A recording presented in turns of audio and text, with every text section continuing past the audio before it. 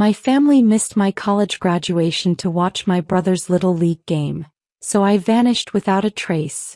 10 years later they found out I'm the CEO they've been trying to get meetings with. Your support keeps this story alive. Please subscribe, and while you're here, tell us where you're watching from. It always warms my heart. I stood backstage in my cap and gown, peeking through the curtain for the 15th time.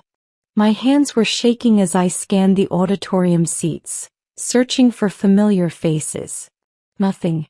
The ceremony was starting in 10 minutes and my family wasn't there. I pulled out my phone with trembling fingers and saw Mom's text. "Sweetie, Eugene has his championship game today. We'll celebrate with you tomorrow." So proud. My stomach dropped like I'd been punched. 4 years of sleepless nights, 3 part-time jobs, a 3.9 GPA, and summa cum laude honors. And they chose my brother's Little League game over my college graduation. Not even a real championship, just a local qualifier. I watched classmates hugging their families in the lobby, saw tears of joy, heard cameras clicking. My best friend Doreen grabbed my arm. "Girl, where's your people?" I couldn't answer. Couldn't breathe.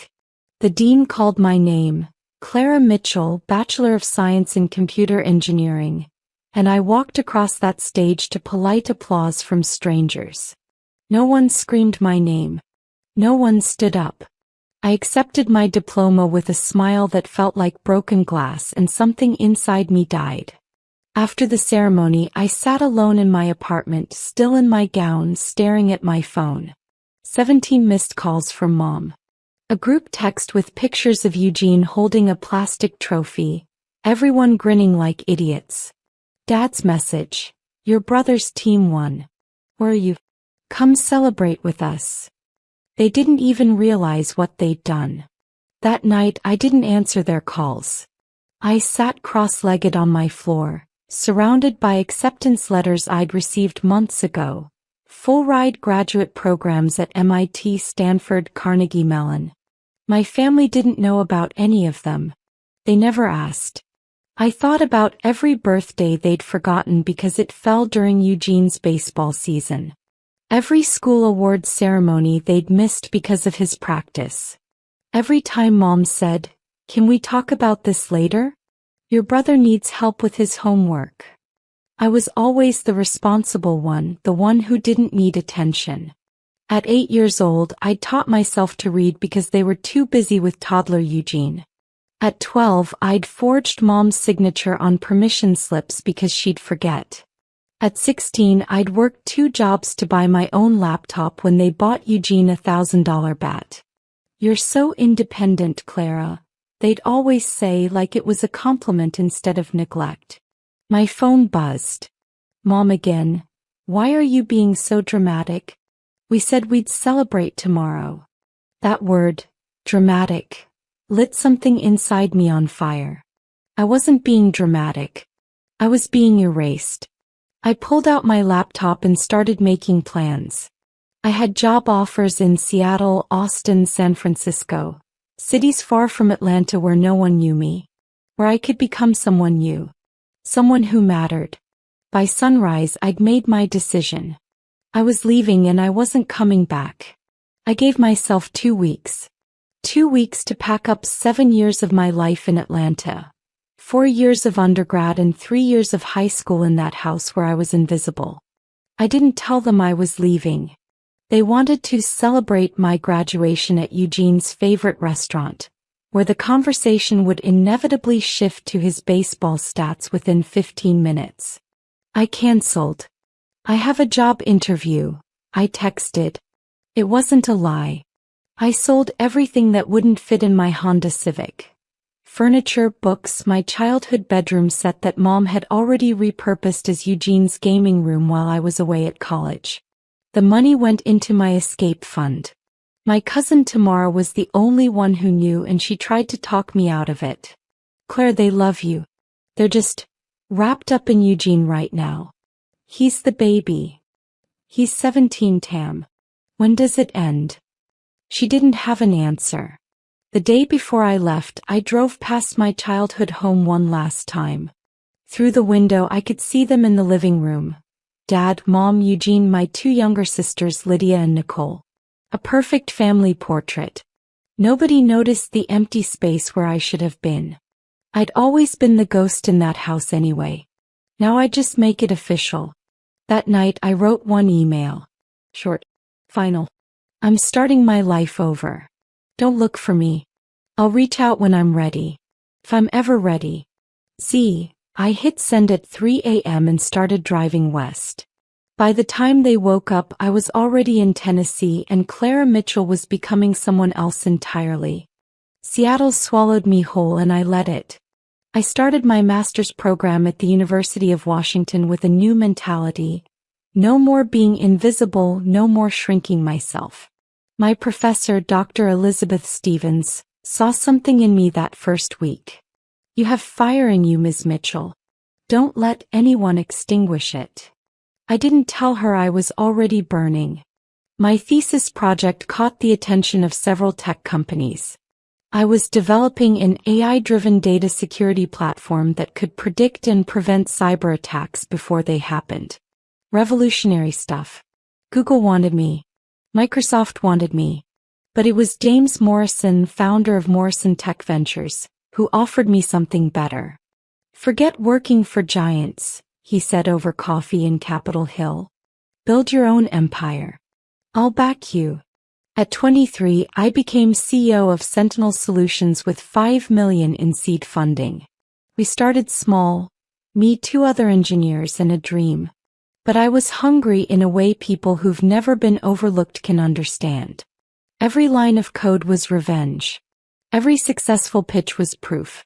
Within 2 years, we'd landed contracts with 3 Fortune 500 companies. By year 4, we'd gone public. My mother called once, 6 months after I'd left. I let it go to voicemail. Claire, baby, please call us back. We're worried sick. Eugene asks about you all the time. Eugene. Always Eugene.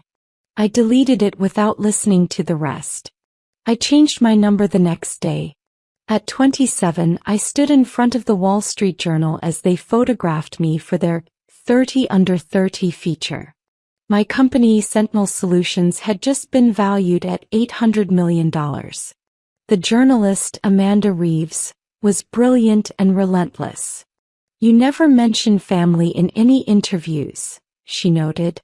Most CEOs credit their support systems. What's your story? I smiled the smile I'd perfected, warm but impenetrable. I'm self-made. That's the story. But Amanda dug deeper. Clara Mitchell from Atlanta, Georgia. Computer engineering degree.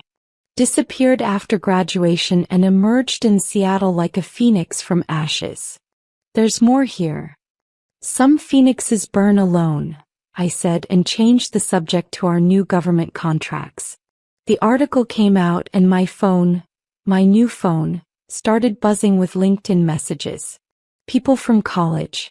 People from Atlanta. People I'd never met claiming to know my family. I ignored them all. Then my assistant Priya knocked on my office door looking uncomfortable. Ms. Mitchell, there's a situation. A woman named Doreen Williams is downstairs. Says she's your best friend from college and it's an emergency. My heart stopped. The only person who'd been there when my family wasn't. Send her up. When she walked into my corner office with floor-to-ceiling windows overlooking Puget Sound, she stopped dead. Girl, what the hell happened to you? We stared at each other across a decade of silence. I became someone who mattered, I said finally. By disappearing? By leaving people who didn't see me. Doreen sat across from me in my office, and I could see her trying to reconcile the girl she knew with the woman I'd become. My Chanel suit, my custom desk, my view of Seattle's skyline, none of it matched the broke college student who'd shared ramen in a dorm room. Your family's been looking for you for 10 years, Z. She used my old nickname and it felt like a knife. They hired private investigators. Your mama's been sick with worry. Funny how she found time to worry when she couldn't find time to show up. My voice was ice. Doreen leaned forward. I'm not saying what they did was right. Missing your graduation was messed up. But Clara, they didn't know you'd vanish. They thought you were being petty, giving them the silent treatment for a week.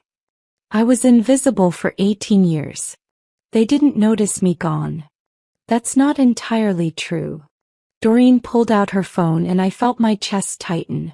Your sister Lydia's been posting about you on social media for years.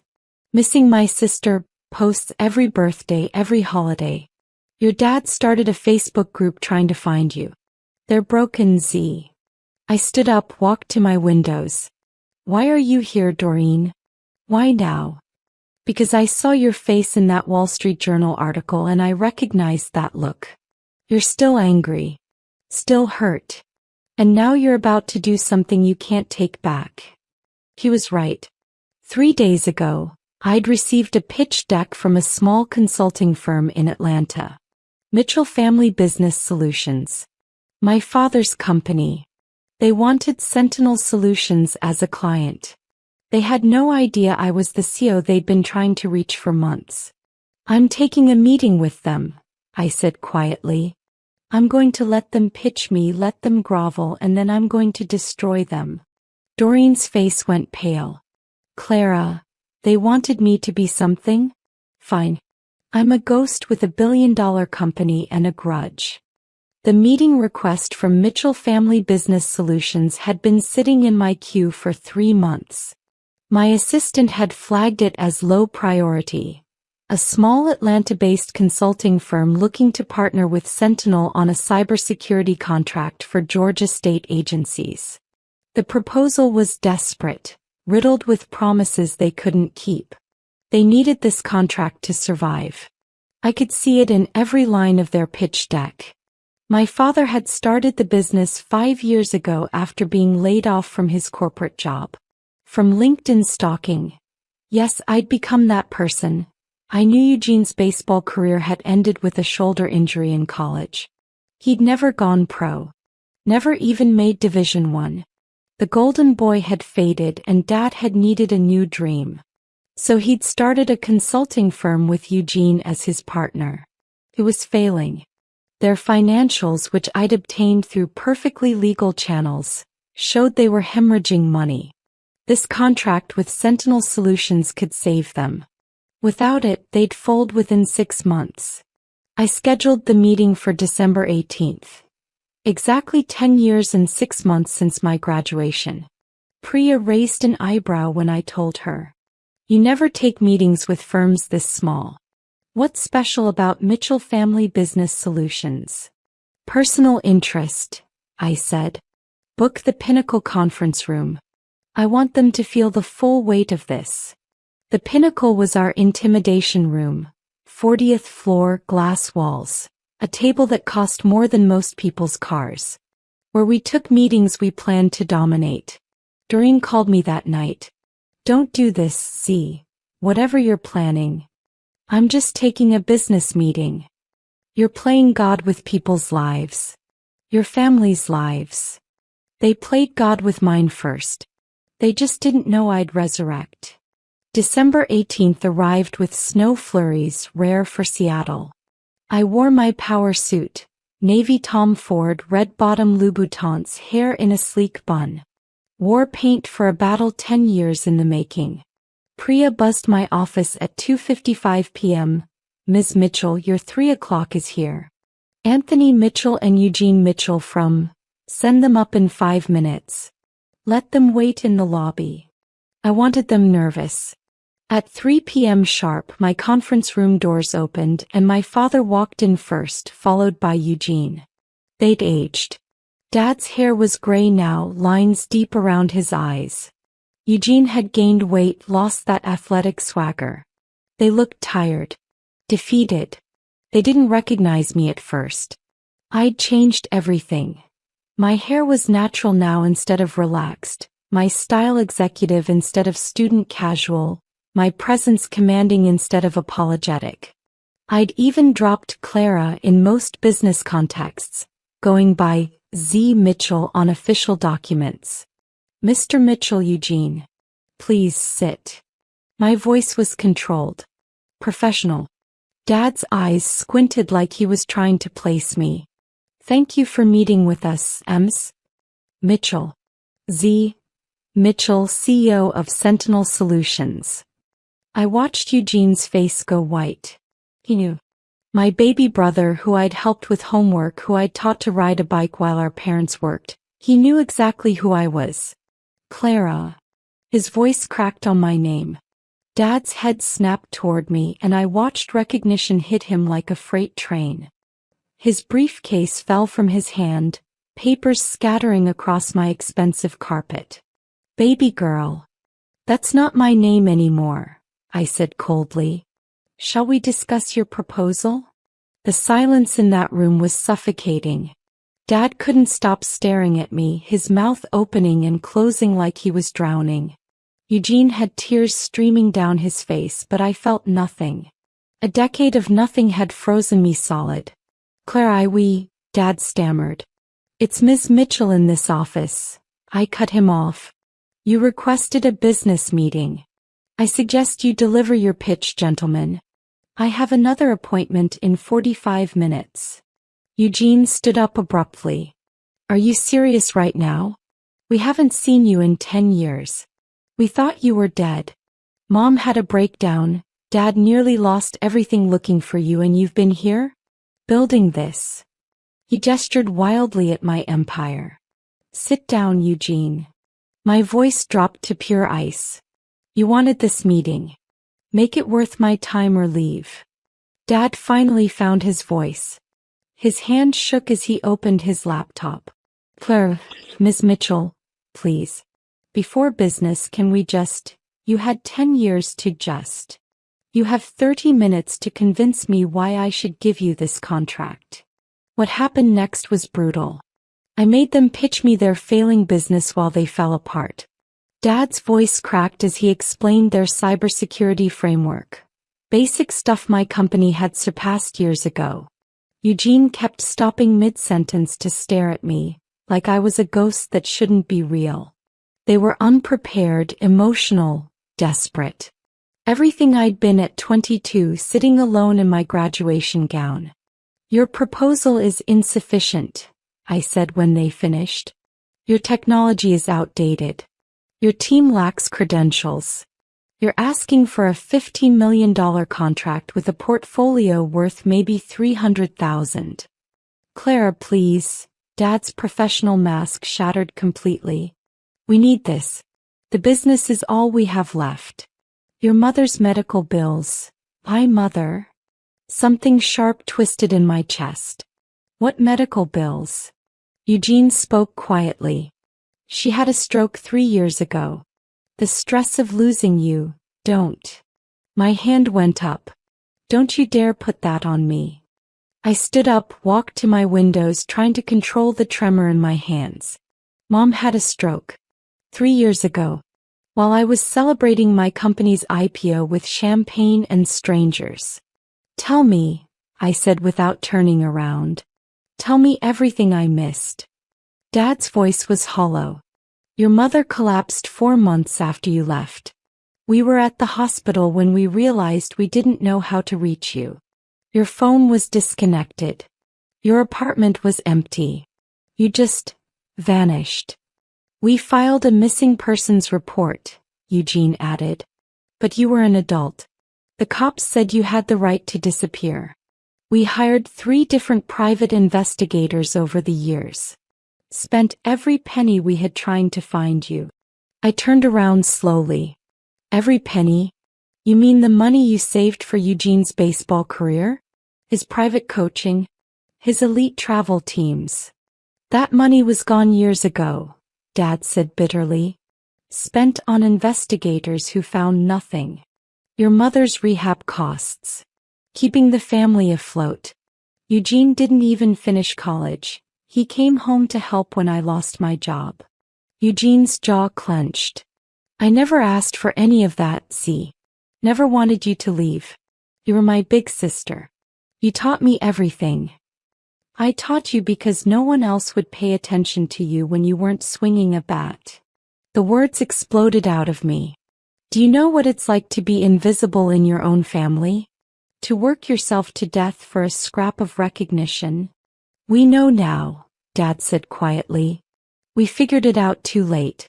After you left, we found your room full of awards we'd never seen you receive. Certificates, trophies, ribbons. All hidden in a box under your bed. Your valedictorian medal from high school. We never even knew you were valedictorian. The room tilted. You never asked. No, Dad's voice broke. We didn't. And that's on us, baby girl. That's on us. Before I could respond, my office door burst open. Priya looked panicked. Ms. Mitchell, I'm so sorry, but there are two young women downstairs causing a scene, Lydia and Nicole. Eugene was already standing. I told them to wait in the car. Send them up, I heard myself say. I wasn't ready to face my baby sisters, but apparently the universe didn't care what I was ready for. They'd been 13 and 11 when I left. Now they were grown women. Lydia was 23, Nicole 21. They walked into my office and Lydia's face crumpled immediately. Oh my God. It's really you. Nicole was harder, angrier. You've been alive this whole time? Do you have any idea what you did to us? Nicole, Dad started. No. She whirled on him. You two get to have your emotional reunion, but Lydia and I? We were kids. I was 11 years old when my big sister disappeared. I thought someone kidnapped you. I had nightmares for years. Lydia stepped forward, her voice softer. I used to sleep in your room, Z. Even after Mom turned it into storage. I'd curl up on the floor and pretend you were just away at college still. That you'd come home for Christmas. Something inside my chest cracked. I hadn't thought about my sisters. Hadn't let myself think about them. I'm sorry. My voice came out small. That's it. Nicole's eyes flashed. 10 years and we get I'm sorry? What do you want me to say? I felt my walls going back up. That I regret leaving? I don't. Best decision I ever made. The best decision? Lydia's voice rose. Clara, Mom whispers your name in her sleep. He still sets a place for you at Thanksgiving. Dad talks to your picture like you're still there.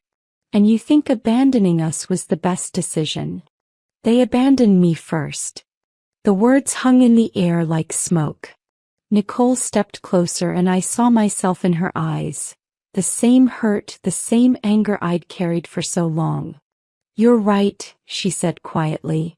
They did. They were so wrapped up in Eugene's baseball dreams that they forgot they had 3 daughters too. But you know what? You abandoned us too. You abandoned me and Lydia like we were part of the problem. Lydia nodded. We worshipped you, Z. You were our hero. You got straight A's, you worked 3 jobs. You made it to college when everyone said we'd end up like every other family in our neighborhood. And then you just left us there. I felt my carefully constructed armor starting to crack. You were kids. I couldn't. You could have, Nicole interrupted. You could have stayed in touch with us. Could have let us know you were okay. But you punished us for Mom and Dad's mistakes. Eugene spoke up. They're right. After you left, Nicole stopped talking for 3 months. Lydia started getting panic attacks. I had to drop out of college because someone needed to hold this family together, and Mom couldn't do it anymore. Why did it have to be you? I found myself asking. Why couldn't they just, because they broke, Dad said. He was crying now, this man who'd never shown emotion at my piano recitals or honor roll ceremonies. We broke when we realized what we'd done. Your mother keeps a scrapbook of everything she missed. Every award, every achievement she found out about later. She's been collecting articles about Sentinel Solutions for 2 years, hoping the CEO Z. Mitchell might be her daughter. The dam broke. 10 years of frozen rage melted into something worse, grief. I'd spent a decade building walls and my family was demolishing them in 40 minutes. I didn't know how to come back, I whispered. I didn't know how to be the person you forgot again. We sat in that conference room until the Seattle skyline lit up with evening lights. We cried. We shouted. We said things that needed to be said a decade ago. I learned that Eugene had named his daughter Clara, my 3-year-old niece I'd never met. That Lydia was in medical school inspired by watching our mother's recovery. That Nicole had become a youth counselor, helping kids who felt invisible in their own families. I learned that my parents had started therapy 5 years ago, that they'd had to face how they'd failed me. That they'd failed all their children by putting one on a pedestal. I won't give you the contract, I said finally. They nodded. They'd known. But I'll invest in your company. $2 million. Under one condition, you hire a real tech team and stop pretending you can do this alone. Pride isn't worth more than family. Dad's eyes widened. Clara, and you'll all come to Christmas at my house in Seattle. It's too big for one person anyway. I looked at Eugene. Bring my niece. I want to meet her. 3 months later, I stood in my living room watching chaos unfold. Eugene's daughter, my tiny namesake, was teaching Nicole how to build with blocks. Lydia was helping Dad set up his new laptop, showing him Sentinel's basic security software. Mom sat on my couch, still recovering but smiling as she watched her family together again. You forgave us, she said when I brought her tea. I'm working on it, I corrected. Some wounds take time. You became something incredible. Her hand squeezed mine. I wish I'd been there to see it. You're here now, I said. That's what matters. Doreen arrived with her family, and as I watched everyone I loved fill my home with laughter, I realized something. I'd spent 10 years becoming a phoenix, rising from the ashes of abandonment. But phoenixes aren't meant to fly alone. Sometimes they need to return to the ground to remember where they came from. Not to stay there but to heal. To rebuild. To rise together. My name is Clara Mitchell. I'm a CEO, a sister, a daughter. I'm still learning to be all those things at once. But for the first time in 10 years I'm not invisible. And neither is anyone else in my family. We're all learning to see each other now. Finally,